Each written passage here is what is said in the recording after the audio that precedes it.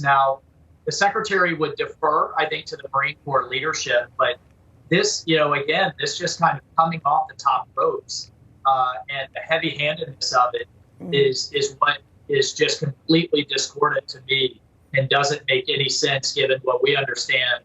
He made a Facebook video. He shouldn't have done it from his office and in uniform. Okay, he was relieved of his command, and you take some type of administrative action for there.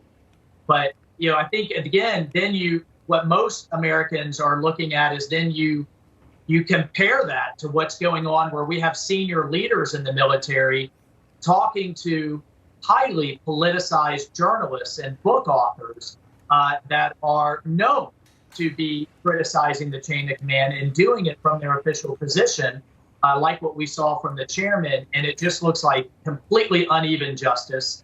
And in the backdrop of this debacle in Afghanistan, where no one's been held accountable, no one has even apologized, much less stood up and said, I screwed up, this was on my watch.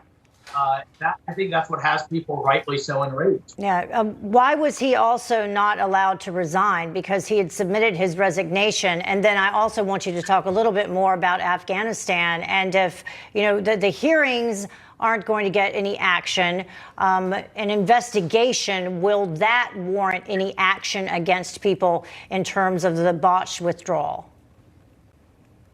Well, unfortunately, what the Democrats are doing is saying this wasn't really on Biden. This was on all the presidents over the 20 years. Right. There was a series of mistakes, and they're kind of trying to water down Biden's responsibility. And my response has been both can be true. There were a lot of mistakes made over the years, but Biden deserves absolute accountability.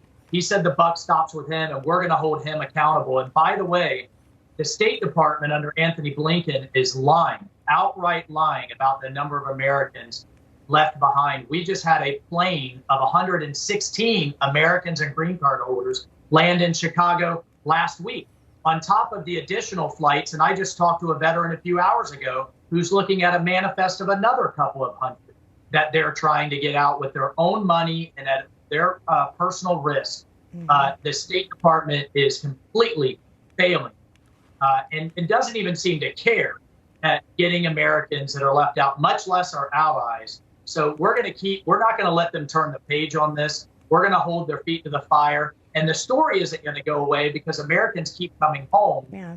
And we're going to have a growing terrorism threat in very short order. Congressman, can I just ask you what people continue to ask me, because I've been trying to help behind the scenes as well.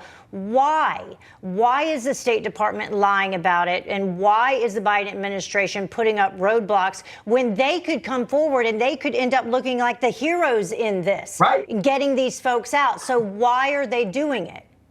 I do not have a great explanation. I'm banging my head against the wall, asking the same question. Anthony Blinken should have these veterans groups in the 7th floor of the State Department with his arm around them, giving them an award and thanking them, in a public-private partnership. And instead, I guess they see this as a threat to their reputation or their ego. I don't know. But I do know the administration wants to turn the page. They want this to go away, and we're not going to let them go. We're not going to let it go away because we don't leave fellow Americans behind, and we don't let terrorists dictate the terms.